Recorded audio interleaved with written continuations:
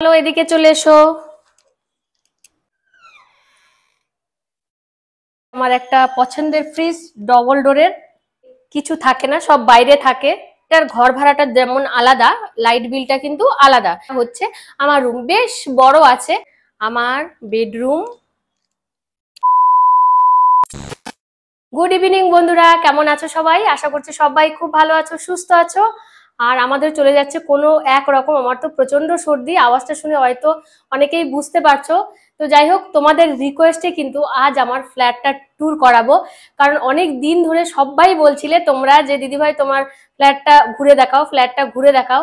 তো যেহেতু আমার যাওয়ার সময় হয়ে গেছে, এরপরে আর আমি দেখাতে পারবো না, তার জন্যই ভাবলাম তো চলো আজকের আমার এই ফ্ল্যাট তোমাদের ঘুরে দেখাবো। বেশ ভালো, দেখলে তোমরা বুঝতে পারবে যে ভালোই বড় সড়ই আছে। আর যেহেতু আমি একা থাকি, এর থেকে বড় আমার কোনো প্রয়োজন নেই। দুটো রুম আছে বেশ, তারপরে হচ্ছে কিচেন আছে, ডাবল বাথরুম আছে, হল রুম আছে। এর থেকে বড় আমার ঘরের কোনো দরকার নেই।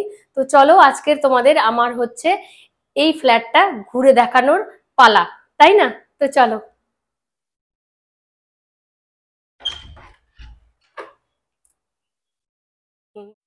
চলো এদিকে চলে এসো। এটা হচ্ছে মেন দরজা, মানে বাইরে, একদম বাইরে থেকে ভেতরে, ভেতরে থেকে বাইরে আসা যাওয়া করা যাবে এটা।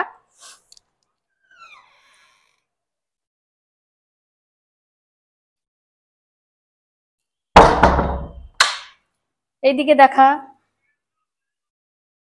এইদিকে দেখো রয়েছে আমাদের মন্দির, সঙ্গে আছে গোপাল সোনা। আর এইদিকে দেখো, এই, আর এইদিকে রয়েছে আমার একটা পছন্দের ফ্রিজ, ডবল ডোরের।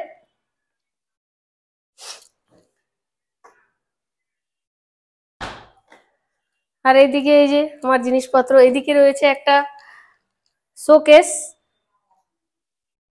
কিন্তু এই কিছু থাকে না, সব বাইরে থাকে, ঠিক আছে। আর এইদিকে আমার কিচেন ছোট্ট, চলে এসো এদিকে।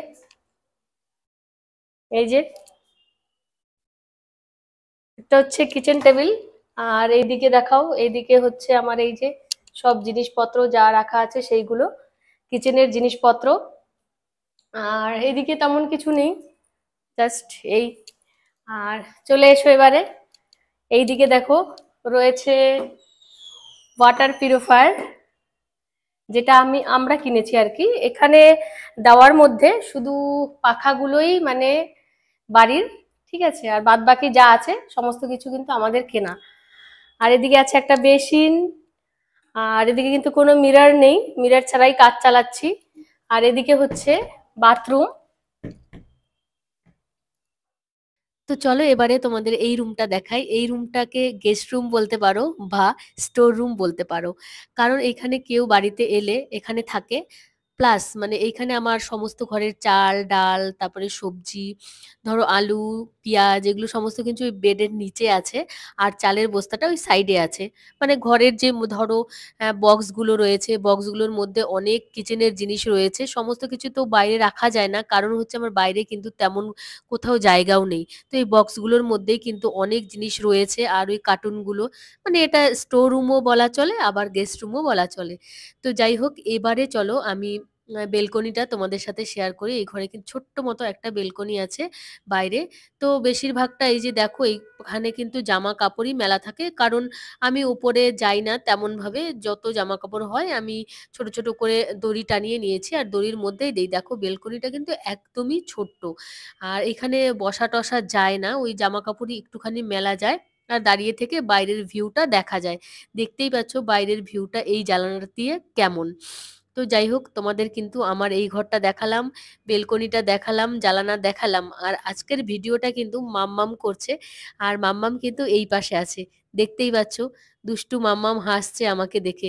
ওর চুলগুলো আজকের হচ্ছে শ্যাম্পু করিয়েছি, কারণ আজকে ছিল সানডে, তাই ওকে শ্যাম্পু করানো হয়েছে। আর এইদিকে দেখো আমার ছোট্ট ঠাকুরের আসন, আর একদম কাছ থেকে দেখিয়ে দিচ্ছি, একটুখানি তোমাদের আগে দেখিয়েছিলাম আর এবারে কিন্তু একদম কাছ থেকে দেখিয়েছি। এই সিংহাসনটা কিন্তু এখান থেকেই কেনা হয়েছিল, আর এই যে ছোট্ট একটা ঠাকুরের সিংহাসনে আমার গোপুসোনা বসে আছে। তো চলো এবারে তোমাদের অন্য দিকটা দেখাই। চলে আয়, এবার হচ্ছে বেডরুম দেখাবো। এটা হচ্ছে আমার বেডরুম, ঠিক আছে? অনেকেই তোমরা দেখতে চেয়েছিলে, তো অনেক দিন পর যাওয়ার আগে আগে কিন্তু তোমাদের আমি দেখিয়ে দিচ্ছি। এটা হচ্ছে আমার বেড, দেখতেই পাচ্ছ তোমরা। এদিকে আয়, হ্যাঁ ওই দিকটা দেখা, ওই বেডের ওই দিকটা। হুম, এবার আমার দিকে আন। তো এটা হচ্ছে আমাদের বেডরুম, আর এটা স্টিল কাম লোহা, স্টিল আর লোহা কিন্তু দুটো দিয়েই বানানো আছে, বেশ ভালো। যখন নিয়েছিল তখন কিন্তু 10,000 টাকা নিয়েছিল, ঠিক আছে? আর এই যে মানে ওয়ার্ড্রফ, এটা আমার একটা খুব ভালো লাগার জায়গা, কারণ এখানে আমার ভালো ভালো শাড়ি, চুড়িদার, জিন্স টপ সমস্ত কিছুই থাকে। তো এটা বেশ আমার ভালো লেগেছিল, আর এটার দামও অনেকে জিজ্ঞেস করেছিল অনেকবার, তো তেমন ভাবে বলা হয়নি। তো এটা কিন্তু 12,000 টাকা নিয়েছিল আমার কেনার সময়। তত একটা ভালো না, ব্যাস মোটামুটি বলা চলে। আর অত ভালো জিনিস নিয়ে কি করবো বলো, মানে বছরে বছরে ঘর চেঞ্জ করতে হয়, বিক্রিও করে দিতে হয়, তো তার জন্য তত একটা ভালো জিনিস নেওয়া হয় না, ওই মিডিয়াম জিনিস নিয়ে কাজ চালানো হয়, এটা আর কি। তো এটা কেমন লাগছে অবশ্যই কিন্তু কমেন্টের মধ্যে মাধ্যমে জানাবে। আর এই যে সব জামা কাপড় রাখা আছে, জানোই তো এখানটাতে তেমন যতটা সম্ভব কম জিনিস দিয়ে কাজ করা যায় ততটা সম্ভব আমি কম করার চেষ্টা করি, যাতে অর্ধেক জিনিস তো ওরকম ফেলে দিয়েই চলে যেতে হয়। আর এই যে আমার রিং লাইট, পছন্দের রিং লাইট একটা। আর এইদিকে আছে দেখো আমার মেশিন, এই যে যেটা দিয়ে আমি মাঝে মধ্যে কাজ করি, ঠিক আছে? হাতটা সরিয়ে দে ওখান থেকে, যেখান থেকে মাঝে মাঝে কাজ করি আমি। আমি কিন্তু আমার তোতাবুড়ির জন্য একটা জামা বানিয়েছি, ব্লাউজ ট্লাউজ সমস্ত কিছুই বানাতে পারি, কিন্তু সময় পাই না বলে এখন আর তেমন ভাবে বানানো হয় না।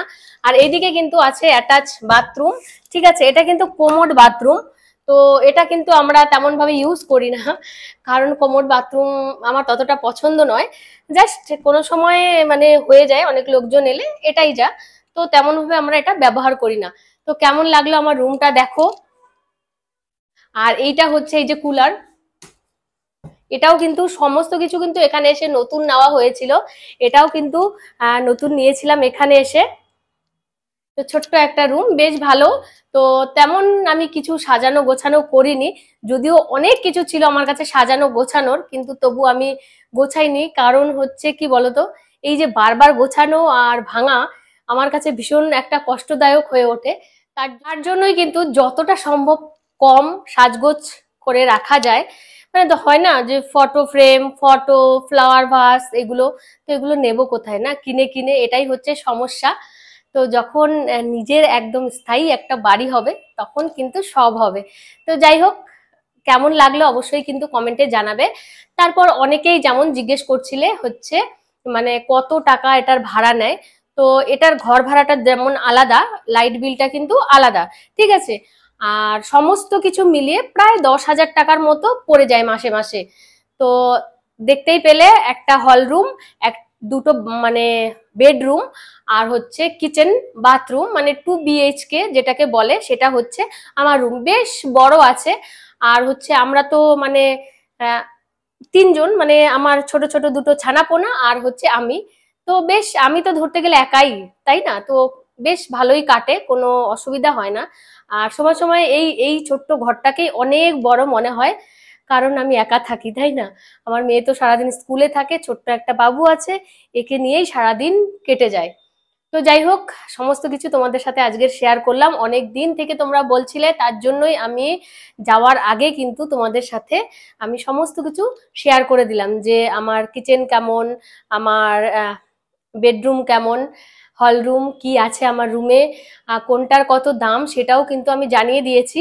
আর অনেকে ফ্রিজটার কথা জিজ্ঞেস করেছিলে, ফ্রিজটা হচ্ছে 28,000 নিয়েছিল, ডবল ডোরের ফ্রিজ, বেশ ভালো। তো দেখতেই পেলে তোমরা, স্যামসাংয়ের ছিল। তো তো যাই হোক, কেমন লাগলো সমস্ত কিছু মিলিয়ে অবশ্যই কিন্তু তোমরা জানাবে, আর তোমাদের রিকোয়েস্টেই কিন্তু এই ভিডিওটা করা হয়েছে। তো বাই, সবাই ভালো থেকো, সুস্থ থেকো, সকলকে অনেক অনেক ভালোবাসা, অনেক অনেক ধন্যবাদ আমার ভিডিও দেখার জন্য। তোমাদের আরো একটা জিনিস দেখাই, আমার মানে বেডরুম থেকে বাইরের ভিউটা কেমন। তো চলে এসো, চলে এসো এদিকে ক্যামেরাটা নিয়ে। এই যে দেখো বাইরের ভিউটা আমি দেখিয়ে দিচ্ছি, আমার বেডরুম থেকে বাইরের যে ভিউ হয়, এইখান থেকে হালকা হালকা হাওয়া আসে, জানালাটা খুললে বেশ ভালো লাগে। কিন্তু জানালাটা আমরা তেমন ভাবে খুলতে পারি না, জানালাটা বেশিরভাগ বন্ধই থাকে, কারণ নিচে সমস্ত কিছু বাবু কিন্তু ফেলে দেয়, আর এদিকে নোংরা টোংরা ফেলে। তো তো তার জন্য বিশেষ করে জানালাটা কিন্তু সবসময় আমাদের বন্ধই থাকে, বেশি একটা খোলা হয় না। এই যে সোনা পাপার জন্যই কিন্তু জানালাটা বন্ধ থাকে।